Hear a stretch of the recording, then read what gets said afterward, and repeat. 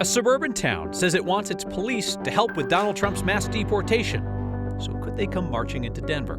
It is a statement to our constituency in Castle Rock that we do hear their concerns. It's very, very clear that we do intend to follow the rule of law. Newly legalized psychedelic therapy will be far from a free-for-all in Colorado. We're hearing from potential providers and regulators on restrictive new rules. And in a state where people love running and people love cannabis, turns out they could produce a similar effect.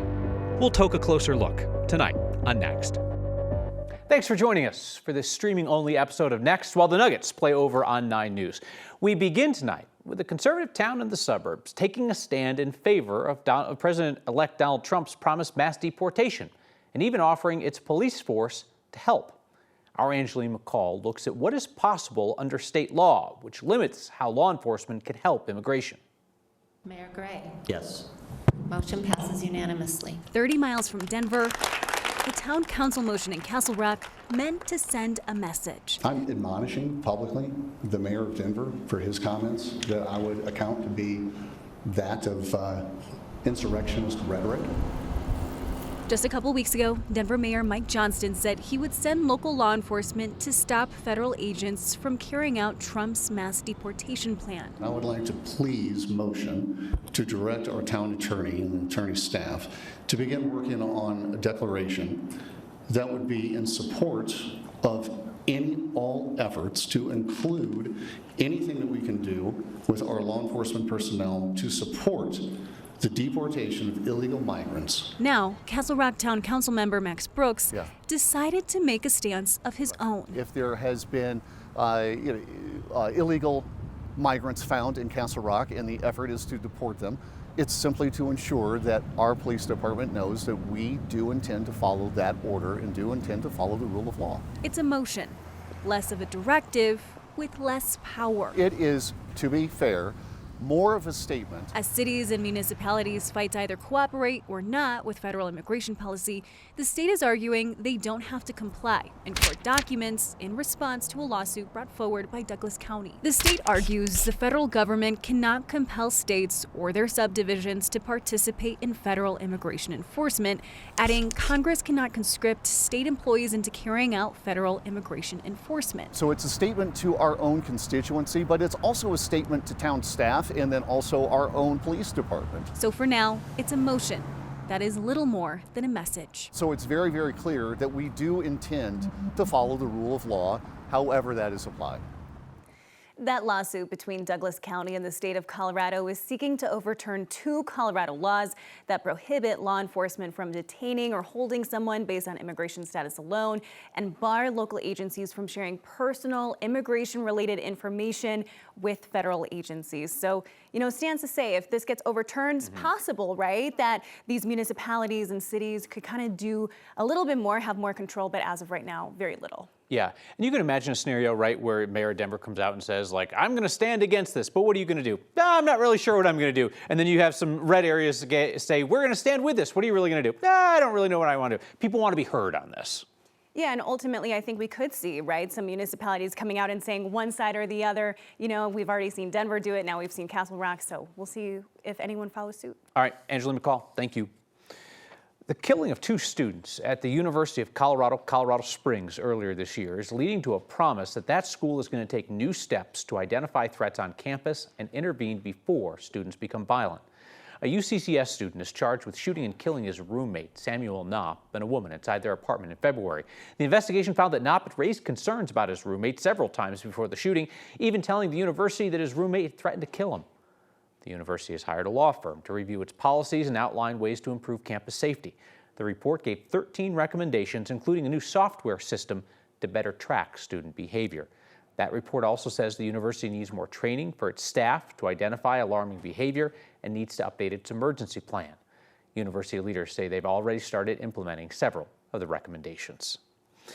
The feds are suspending operations at a federal prison camp in Littleton as part of a sweeping set of money-saving closures around the country. The Federal Bureau of Prisons says it doesn't have the millions of dollars it would need to keep that camp running. The Bureau says it plans to deactivate the satellite prison camp at the Federal Correctional Institution in Inglewood because it's, quote-unquote, aging and dilapidated. They estimate that that camp, which sits next to the prison and houses minimum security inmates, needs about $26 million in repairs. So now the inmates there will be moved to a different facility. The feds say they'll try to find space for those inmates within 500 miles of their current setup. It's part of a bunch of closures and deactivations announced today. The Bureau of Prisons says they need to consolidate due to staffing and budget issues. 2 years after Coloradans voted to legalize psilocybin mushrooms, the state is finalizing plans for how this will work. People aren't going to walk in and buy shrooms at a dispensary like pot. They're going to get treatment at a specialized facility. Our Evan Krugel explores how these so-called healing centers will work. Colorado is just weeks away from officially launching its psychedelic therapy program, allowing licensed therapists like Erica Messenger to treat people with magic mushrooms. Colorado's psychedelic therapy program has been painstakingly structured. I know I've attended almost 100 of these meetings. Here's how it'll work. After a screening process, people will get matched up with someone like Erica, who will meet with them in person and come up with a plan before doing a 5-hour treatment at a licensed service center. Erica will help administer the psilocybin and then stay with people at the center until the effects wear off. Nobody's taking the mushrooms and then just kind of using them on their own time without that supervised structure and support structure in place. But the state regulations do allow for some local control. In Colorado Springs, council members are considering an ordinance that would restrict healing centers within 1,000 feet of a school or daycare, or in other words, basically the entire city. If we do this, where would these healing centers be allowed? So there are a few, they're few and far between. Cities cannot opt out, but they can make decisions on what time can they operate and where can they operate. Decisions like that. Those are the type of things that cities like Denver are considering right now, and we have to hurry up and make a decision because this is coming very soon at the beginning of the year. Eric Escudero says Denver Excise and Licensing is planning to reveal its recommendations next week. It does take time. You'd rather do it right than do it fast. Of course, yes, we would have loved to have the finalized state rules 6 months ago, but it's understandable because they want to do it right just like we want to do it right at the city level when we're creating regulations that can impact so many people.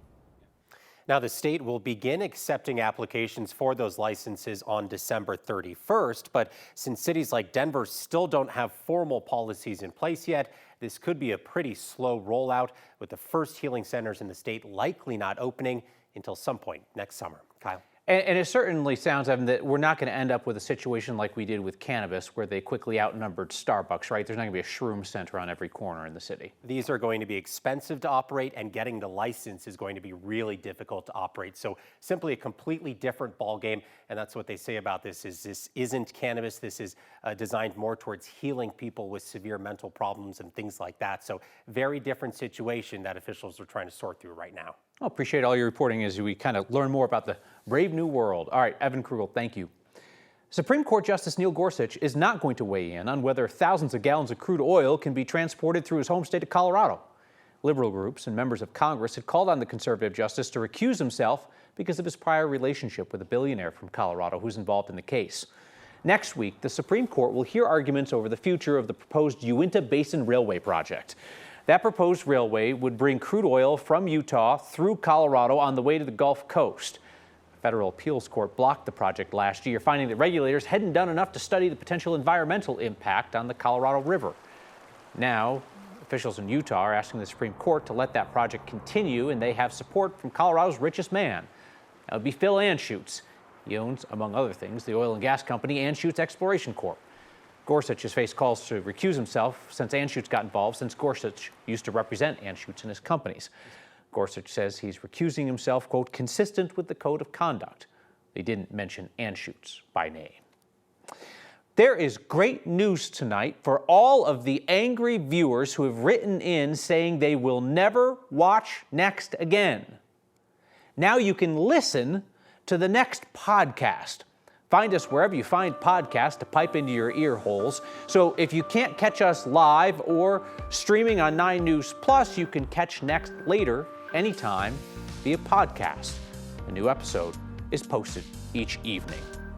Welcome into another streaming-only edition of Next on 9 News Plus. Glad that you found us here while the Nuggets are playing on 9 News. During our first streaming show recently, we asked the bosses if that might allow us to say, sprinkle in a little profanity as a treat. They said no, so we're aiming for something more wholesome this time. Figured that maybe if we're streaming only, we could get the music rights to play something like, play a little Islands in the Stream to take us to break. No. Executive producer Nathan Higgins again says it's a no. We can't do that. Cannot play Islands in the Stream or any other music that we'd have to buy the rights to. Honestly, I thought this was going to be a slam dunk after they said no to the profanity, but apparently no Dolly Parton or Kenny Rogers or any of the cover versions. They even say I'm not allowed to sing it, like not even a tiny bit. I can only speak the lyrics. And that's a shame because, Islands in the Stream, that is what we are. No one in between. How can we be wrong? Sail away with me to a commercial break. The decision to disband Morrison's police department came down ultimately to two reasons. The town says it was costing too much money and was too continually short-staffed. In the town known as a speed trap, we learned that the police department exceeded its budget. They had $1.5 million and they outspent it by more than $150,000. The department has also been short-staffed on officers. The police chief has been on leave for reasons they won't discuss. The town expects that the handover is going to be costly, but it will be a one-time cost. Nearly $1 million to turn over control of the Jeffco Sheriff's Office, $600,000 for the Sheriff's Office, another $300,000 to wind down operations at the current PD, and they expect they could have that wrapped up as soon as January 1st. Meteorologist Corey Reppenhagen is along with the weather, but first I must ask you, sir, your favorite version of Islands in the Stream. You've got the classic with Kenny Rogers, you've got a bunch of covers over the years. Do you have a favorite? I like the sampled version with Praz, Ghetto Superstar. Yes. Ask the people in the office. That was my call too. From what, 1998, I want to say? No, it had to have been earlier than that. It was close. You might be surprised to know that I hosted a hip-hop radio show when I was in college every Thursday night on 91.3 FM in Grand Junction. Wow. See, I thought you were either going to go with the original with Kenny or you were going to go with the Bee Gees cover, because bring it up. Come on, look at this. I mean, these men, if not brothers, are cousins. These are cousins that you are looking at here. Barry Gibb, Kenny Rogers, and our own C-Rep. I've taken too much of your forecast time. Take the time back, my friend. I'm clearly related to the Gibbs. Man, it was a great day here in Denver here. Temperature's still 43 degrees in downtown. Let's go to the box score here. 49 degrees was a few degrees warmer than average, and the low temperature today of 26 was 6 degrees above average, nowhere near the records for today. Pretty boring day out there, and we'll have another one across the state tomorrow, and that's good news for most of us. Potential for some warmer temperatures up into the upper 50s tomorrow, and it'll stay that way for a few days. We have this weak ridge of high pressure going to keep us, the sky's pretty clear, the weather pretty benign until about Sunday night. That's when our next low pressure bend here in the atmosphere will start to appear, and that will change the weather most likely for us on Monday. This is not a solution for a huge storm, but it does look like it'll get the job done, bringing some snow to the Denver metro area here, most likely through the day on Monday. And with the timing during the day, we're not looking at a high impact here. You see it here on your 7-day forecast. It looks like one of those potentially 1 to 4 inch storms, Denver being on the lower end of that accumulation, but we'll likely see snow on Monday. And you see those warm days ahead here. Saturday for the 9 News Parade of Lights. You never know what you're going to get with that one, but it looks like we're going to get a 60-degree day this year, and then we'll warm back up as we head towards next weekend. Not only is cannabis not detrimental to exercise, it might even be a benefit for some people. Maybe that'll get you off the couch. Coloradans love weed, love running, and scientists say combining the two might not be the worst idea.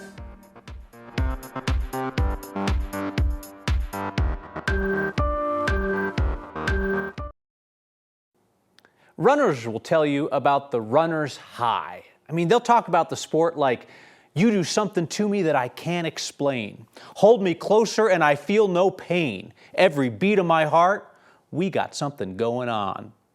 And there's new research showing that special feeling isn't all that different from another kind of high. The runner's high is the feeling of euphoria that people get typically running, but it happens with other activities as well.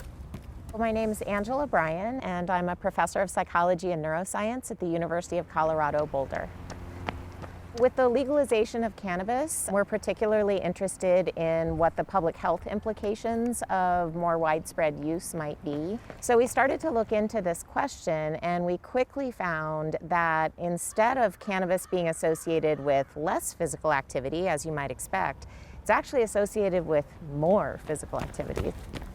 In 2 different studies, we compared for the same person, one run where they used cannabis before they went for a run, and a run where they did not use cannabis before they went for a run. The general findings are that people experience more of these runner's high symptoms after they use cannabis than they do when they don't use cannabis. If the cannabinoids that are already inside our body are giving us this feeling, then maybe part of the reason people like to use cannabis when they exercise is that we're kind of juicing the system.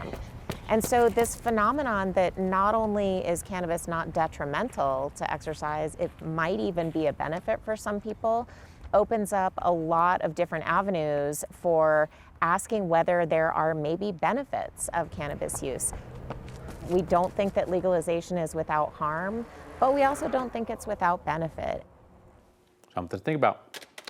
We're back with your feedback next.